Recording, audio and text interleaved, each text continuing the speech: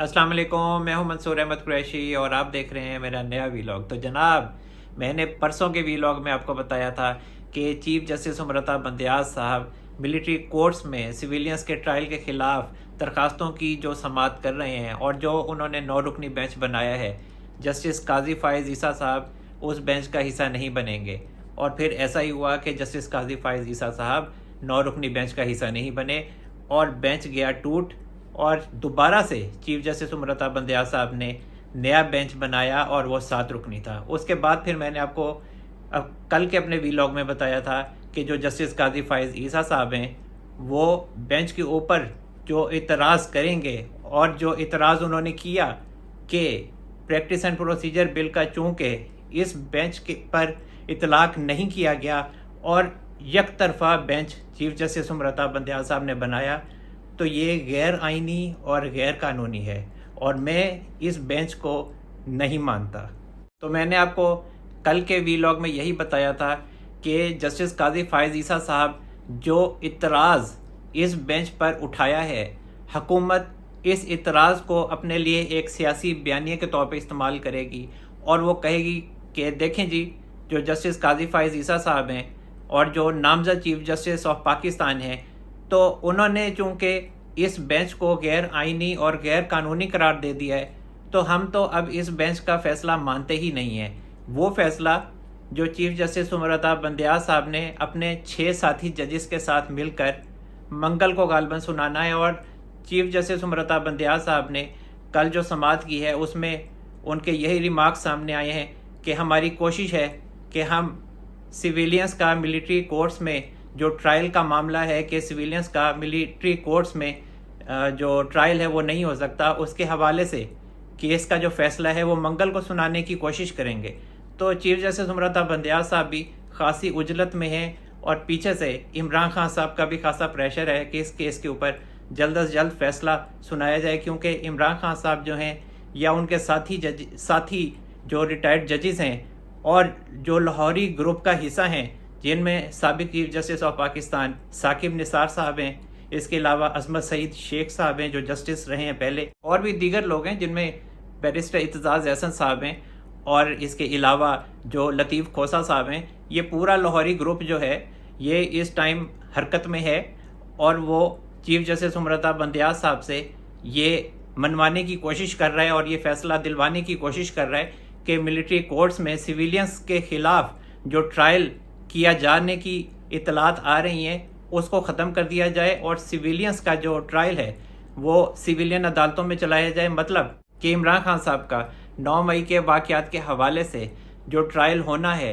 वो सिविलियन अदालतों में हो। और मुझे लगता है कि चीफ जस्टिस उमरता बंदयाज साहब जिस दिन भी ये फ़ैसला सुनाएंगे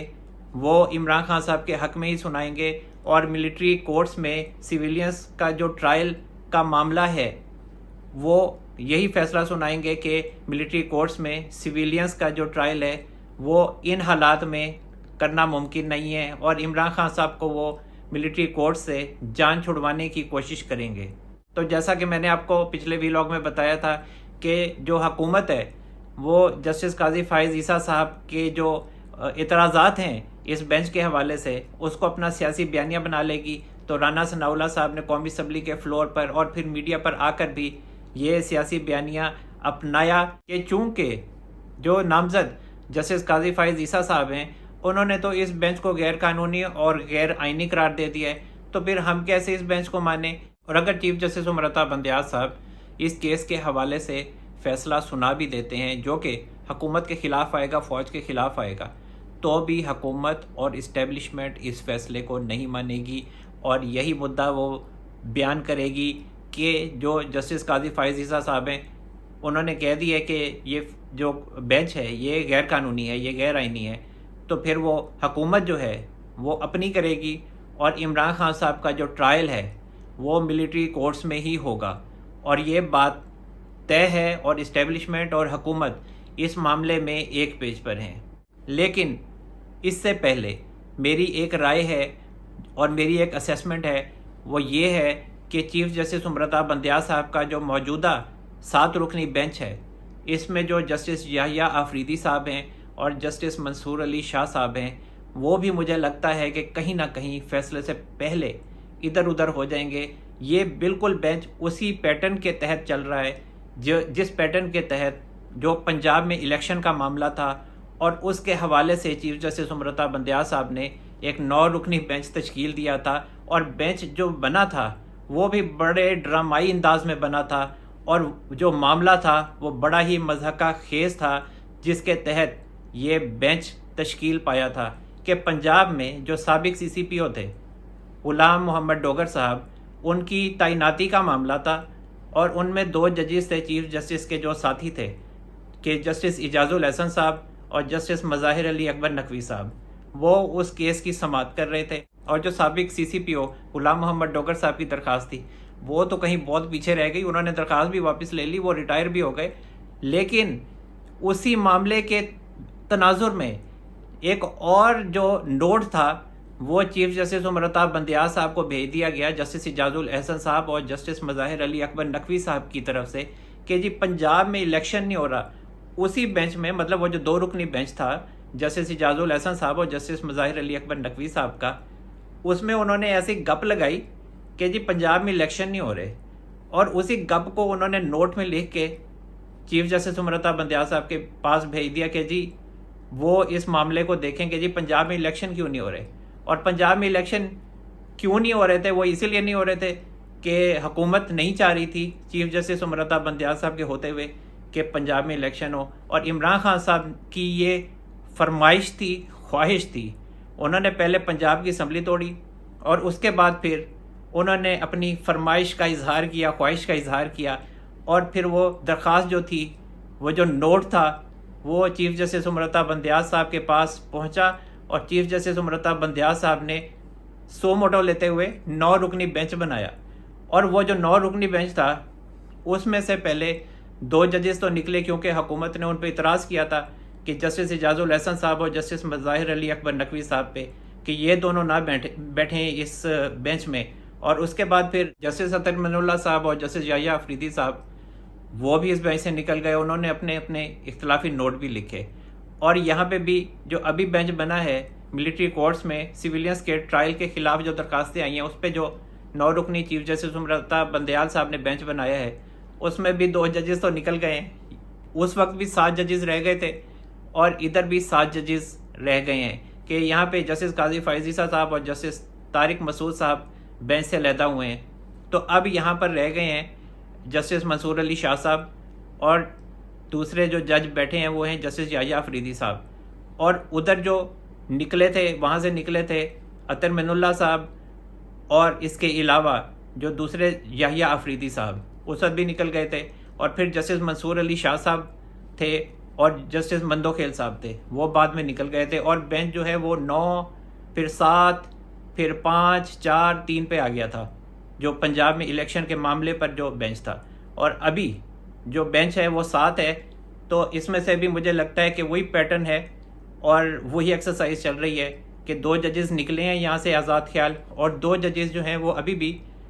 اس بینچ کا حصہ ہیں، اور جو جسٹس یحییٰ افریدی صاحب ہیں اور جسٹس منصور علی شاہ صاحب ہیں۔ اب جو آزاد خیال ججز ہیں،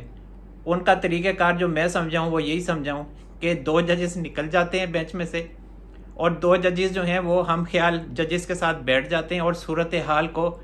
بغور مانیٹر کرتے ہیں، اور پھر وہ 2 آزاد خیال ججز ہم خیال ججز بشمول چیف جسٹس کے ساتھ بیٹھ کے چیف جسٹس امرتا بندیال صاحب کے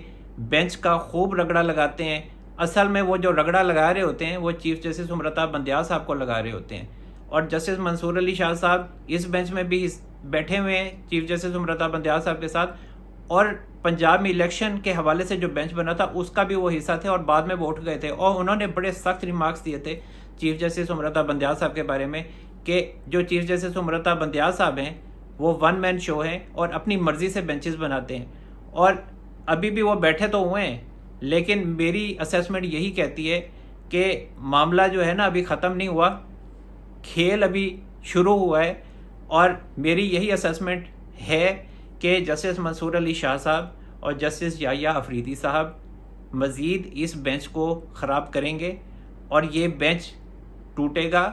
اور 5 ججز رہ جائیں گے، وہ پکے ہیں چیف جسٹس عمر عطا بندیال صاحب کے، جن میں جسٹس اعجاز الحسن صاحب ہیں، جسٹس منیب اختر صاحب ہیں، جسٹس عائشہ ملک صاحبہ ہیں اور جسٹس مظاہر علی اکبر نقوی صاحب ہیں. تو یہ 5 رہیں گے. لیکن یہ ایسا معاملہ ہو جائے گا کہ چیف جسٹس عمر عطا بندیال صاحب کیس کے حوالے سے فیصلہ بھی دیں گے، عمران خان صاحب کے حق میں بھی دیں گے، لیکن وہ کسی کو قابل قبول نہیں ہوگا اور حکومت اور اسٹیبلشمنٹ اس فیصلے کو مانے گی نہیں. اچھا، بہت سے لوگوں کا یہ خیال ہے کہ چیف جسٹس عمر عطا بندیال صاحب کے علاوہ جو 4 ججز اگر رہ جاتے ہیں اس بینچ میں، اور اگر جسٹس یحییٰ آفریدی صاحب اور جسٹس منصور علی شاہ صاحب اس بینچ سے فیصلے سے پہلے علیحدہ ہو جاتے ہیں، تو بقایا 4 ججز میں سے بھی کوئی بندہ ٹوٹے گا، کوئی جج ٹوٹ جائے گا اور 4 ججز رہ جائیں گے. لیکن مجھے نہیں لگتا کہ جو بقایا 5 ججز کا بینچ رہتا ہے، فرض کریں اگر، تو ان میں سے کوئی بندہ ٹوٹے گا. مجھے ایسا نہیں لگتا. مجھے یہی لگتا ہے کہ چیف جسٹس عمر عطا بندیال صاحب اور جسٹس منیب اختر صاحب اور اعجاز الحسن صاحب اور جسٹس عائشہ ملک صاحبہ اور جسٹس مظاہر علی اکبر نقوی صاحب یہ آپس میں ایک ہیں اور ایک ہی رہیں گے اور متفقہ طور پر فیصلہ دیں گے اور عمران خان صاحب کے حق میں دیں گے. ایک اور اہم معاملہ کہ جو نامزد جسٹس قاضی فائز عیسیٰ صاحب ہیں، انہوں نے چیف جسٹس عمر عطا بندیال صاحب کے جو 9 رکنی بینچ پر اعتراضات اٹھائے ہیں، اس کے حوالے سے اب ایک اختلافی نوٹ بھی لکھا ہے اور وہ تقریباً 30 صفحات پر مشتمل ہے، جس میں ان کا کہنا ہے کہ وہ جب سے سپریم کورٹ میں تعینات ہوئے ہیں جج کی حیثیت سے، انہوں نے کبھی بھی کسی کیس کو سننے سے انکار نہیں کیا، اور اس کے علاوہ وہ ابھی بھی جو ملٹری کورٹس میں سویلینز کے ٹرائل کے حوالے سے درخواستیں ہیں، اور چیف جسٹس عمر عطا بندیال صاحب نے جو 9 رکنی بینچ بنایا ہے، اس بینچ سے بھی چیف جسٹس جو نامزد ہیں ہمارے جسٹس قاضی فائز عیسیٰ صاحب، وہ دستبردار نہیں ہوئے. انہوں نے اپنے یہ اختلافی نوٹ میں لکھا ہے. اس کے علاوہ جسٹس قاضی فائز عیسیٰ صاحب کا یہ بھی کہنا ہے کہ ان کے پاس جو بھی درخواست گزار آتا ہے اور جو بھی کیس کے حوالے سے فری کین آتے ہیں، انہوں نے سب کو ہمیشہ ایک نظر سے دیکھا ہے اور ہمیشہ آئین و قانون کے مطابق فیصلہ دینے کی کوشش کی ہے. ان کا مزید یہ بھی کہنا تھا کہ ماضی میں جو سابق چیف جسٹس گلزار احمد تھے، وہ جو جسٹس بندیال صاحب تھے اس وقت، اور وہ ابھی چیف جسٹس انہوں نے بننا تھا، تو جو چیف جسٹس گلزار صاحب تھے وہ جسٹس بندیال صاحب سے مشاورت کرتے تھے آئینی معاملات میں، اور ججز کے جو بینچز بنتے تھے اس کے حوالے سے تو وہ آپس میں مشاورت کرتے تھے. لیکن جب سے چیف جسٹس عمر عطا بندیال صاحب چیف جسٹس بنے ہیں تو انہوں نے کبھی بھی اپنے جو سینئر ججز ہیں سپریم کورٹ کے، ان سے مشاورت نہیں کی. نہ میرے سے کبھی مشاورت کی ہے اور نہ کبھی جسٹس طارق مسعود صاحب سے کی ہے، اور ہمیشہ مخصوص معاملات میں مخصوص بینچز بناتے ہیں اور کسی سے مشاورت نہیں کرتے سوائے اپنے مخصوص چنیدہ اہلکاروں سے، اور پھر انہی کو مخصوص چنیدہ اہلکاروں کو ہی اپنے بینچ کا حصہ بناتے ہیں. اور چیف جسٹس عمر عطا بندیال صاحب اگر اکیلے سپریم کورٹ کو چلانا چاہتے ہیں تو وہ اکیلے نہیں چلا سکتے. کوئی بھی فرد واحد سپریم کورٹ کو اکیلا نہیں چلا سکتا. ان کا مزید یہ بھی کہنا ہے کہ جب مخصوص معاملات میں مخصوص لوگوں کے مخصوص بینچز بنائیں گے تو لوگ اعتراض کریں گے. تو اس لیے چیف جسٹس عمر عطا بندیال صاحب کے لیے ضروری ہے کہ وہ تمام لوگوں کے جو شکوک و شبہات ہیں ان کو دور کریں. اس لیے چیف جسٹس عمر عطا بندیال صاحب سینئر ججز کے ساتھ مشاورت کر کے بینچز تشکیل دیں. جسٹس قاضی فائز عیسیٰ صاحب کی طرف سے اختلافی نوٹ میں یہ بھی لکھا گیا کہ پریکٹس اینڈ پروسیجر بل کا جو معاملہ تھا، ابھی وہ معاملہ قومی اسمبلی میں تھا اور ابھی جو رولز اینڈ ریگولیشنز تھے وہ ابھی طے پا رہے تھے کہ اس کی معاملے کی پیدائش سے پہلے ہی چیف جسٹس عمر عطا بندیال صاحب نے بینچ بنا کر پریکٹس اینڈ پروسیجر بل کو ہی معطل کر دیا، جو کہ بالکل ہی غیر آئینی اور غیر قانونی ہے. اور میرا ایک جوڈیشل آرڈر موجود ہے جس میں نے کہا ہے کہ 184(3) کے حوالے سے جو رولز اینڈ ریگولیشنز ہیں وہ بنائے جانے چاہیے، اور اس وقت تک جب تک وہ رولز اینڈ ریگولیشنز نہیں بن جاتے، پریکٹس اینڈ پروسیجر بل کا اطلاق نہیں ہو جاتا، تو تب تک سو موٹو کیسز پر سنوائی نہیں ہو سکتی، بینچز تشکیل نہیں پائے جا سکتے. لیکن چیف جسٹس عمر عطا بندیال صاحب نے پریکٹس اینڈ پروسیجر بل کو معطل کر دیا، اور چونکہ میں جوڈیشل آرڈر یہ دے چکا تھا تو اسی وجہ سے پھر میں اس کے بعد کسی بینچ کا حصہ نہیں بنا، تو پھر میں اس معاملے میں چیف جسٹس امرتا بندیال صاحب نے ملٹری کورٹس میں سویلینس کے ٹرائل کے خلاف جو بینچ بنایا ہے اس بینچ کا میں کیسے حصہ بن سکتا تھا۔ تو پہلے چیف جسٹس امرتا بندیال صاحب پریکٹس اینڈ پروسیجر بل کا جو معاملہ ہے اور جس کا گزٹڈ نوٹیفیکیشن گورنمنٹ کی طرف سے کیا بھی جا چکا ہے اور جو سپریم کورٹ کی طرف سے اس بل کے حوالے سے معطلی ہے، اس معاملے کو پہلے کلیئر کیا جائے، پریکٹس اینڈ پروسیجر بل کا اطلاق ہو، اس کے بعد پھر آگے چلا جائے اور پھر اس کے بعد جو بھی بینچز ہیں وہ پریکٹس اینڈ پروسیجر بل کے تحت تشکیل پائے جائیں، سینئر ججز کی آپس میں مشاورت ہو، تو پھر اس کے بعد سپریم کورٹ کے جو معاملات ہیں وہ چل سکتے ہیں۔ جو جسٹس قاضی فائز عیسیٰ صاحب ہیں، وہ جو ان کا پوائنٹ ہے وہ یہی ہے کہ پریکٹس اینڈ پروسیجر بل کے تحت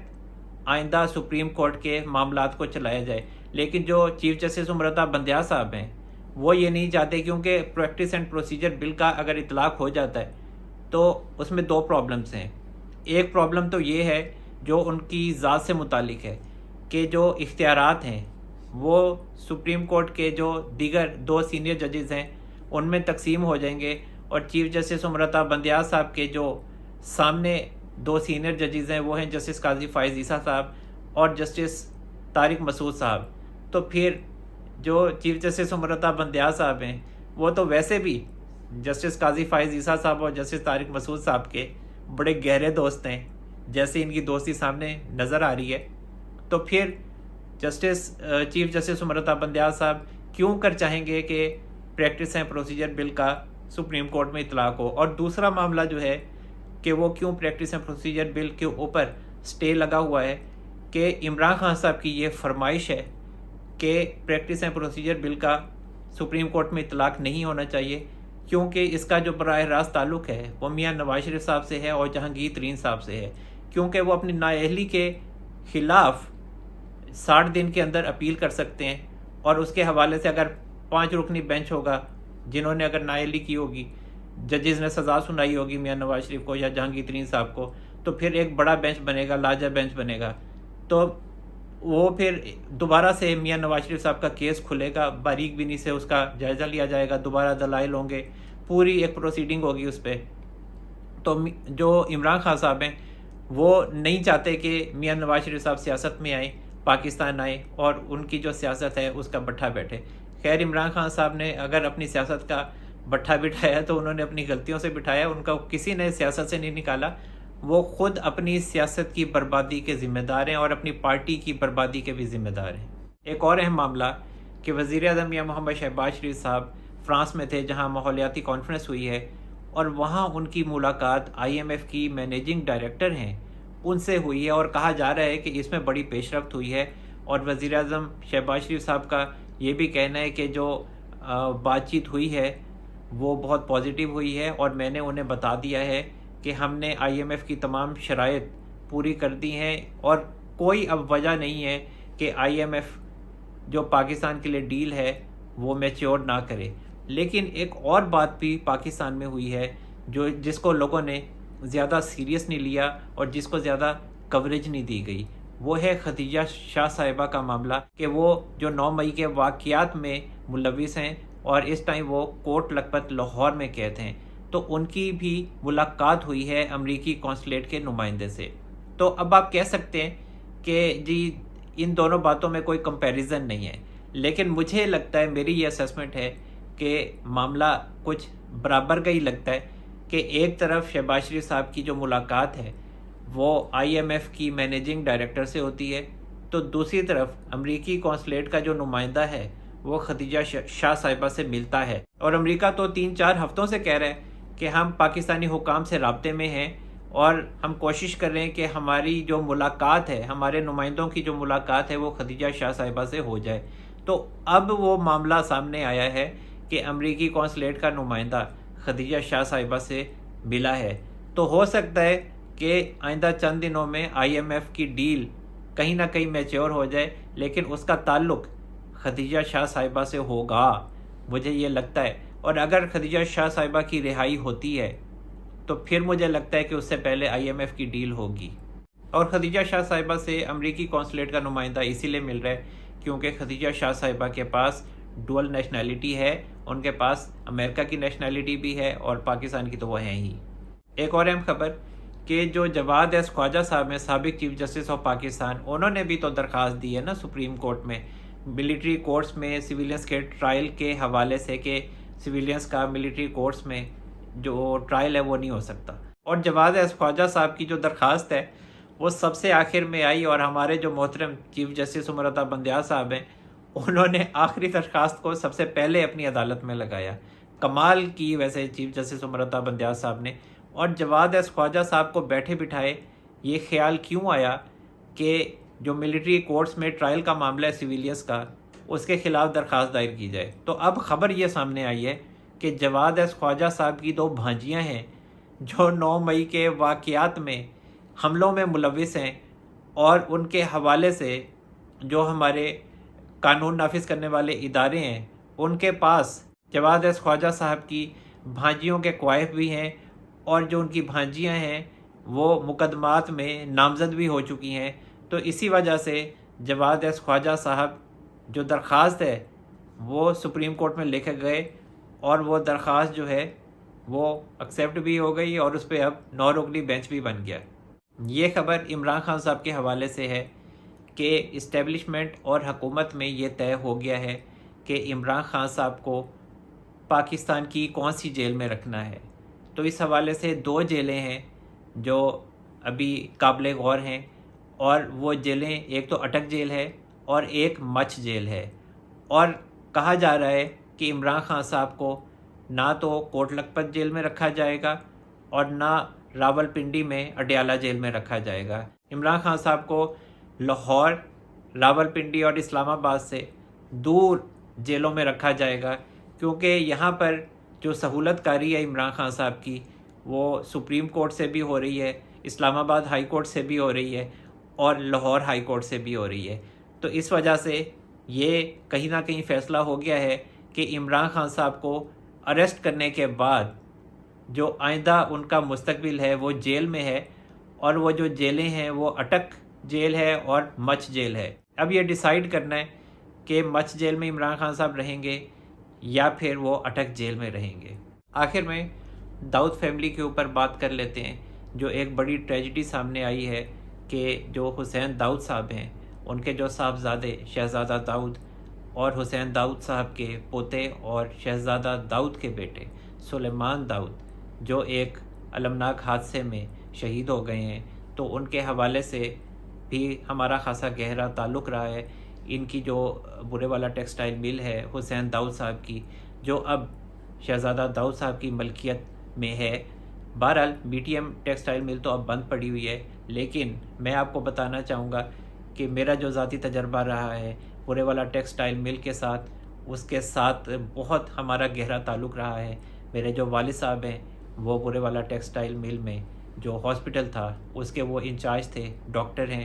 اور انہوں نے جو سرو کیا ہے اس ہاسپٹل میں، تو وہ تقریباً 35 سے 36 سال وہاں انہوں نے سرو کیا ہے۔ اور ہماری جو پیدائش ہے، میری جو پیدائش ہے وہ بھی برے والا کی ہے، اور برے والا میں میرے والد صاحب اسی لیے سیٹل ہوئے تھے کہ وہ برے والا ٹیکسٹائل مل میں جاب کرتے تھے۔ اس گروپ کے جتنے بھی بزنس ہیں، ان کی جتنی بھی انڈسٹریز ہیں، ان میں جتنے بھی لوگ کام کرنے والے ہیں وہ ہمیشہ اس گروپ سے خوش رہتے ہیں۔ حالانکہ بہت کم ہوتا ہے کہ جو امپلائیز ہوتے ہیں وہ اپنے باسز سے خوش ہوتے ہیں، لیکن میرا خیال ہے کہ جو داؤد گروپ ہے وہ اپنے امپلائیز کا بہت ہی زیادہ خیال رکھتا ہے۔ اور جو یہ ٹریجڈی ہوئی ہے شہزادہ داؤد صاحب اور ان کے جو بیٹے شہید ہوئے ہیں، اس کے لیے بہت ہی دکھ اور تکلیف ہے کہ جس طرح ایک المناک حادثے میں اچانک ہی وہ اس دنیا سے جا چکے ہیں، اور کبھی ہم نے یہ سوچا نہیں تھا کہ یہ وقت بھی ہمیں دیکھنا پڑے گا۔ حسین داؤد صاحب کے لیے اور ان کی فیملی کے لیے یہ بہت ہی مشکل کا لمحہ ہے۔ اور برے والا ٹیکسٹائل مل کا ایک الگ ہی کلچر تھا، وہاں پر سب لوگوں میں جو بھائی چارہ تھا وہ بھی کمال کا تھا کہ ایک کمیونٹی کی طرح سب لوگ رہتے تھے۔ اور داؤد گروپ نے بھی ایک ایسا سیٹ اپ بنایا ہوا ہے اپنی ملوں میں جہاں پر سارے لوگ مل جل کے رہتے ہیں، ایک کمیونٹی کی طرح رہتے ہیں۔ دعا گو ہوں کہ شہزادہ داؤد صاحب اور سلیمان داؤد صاحب کو اللہ تعالیٰ جنت الفردوس میں اعلیٰ مقام عطا فرمائے، اور حسین داؤد صاحب اور ان کی فیملی کو صبر جمیل عطا فرمائے۔ تو جناب اب تک کے لیے اتنا ہی۔ اللہ تعالیٰ ہم سب پر اپنا رحم و کرم فرمائے۔ منصور احمد قریشی کو اجازت دیجیے، اپنا بہت سارا خیال رکھیے گا۔ اللہ حافظ۔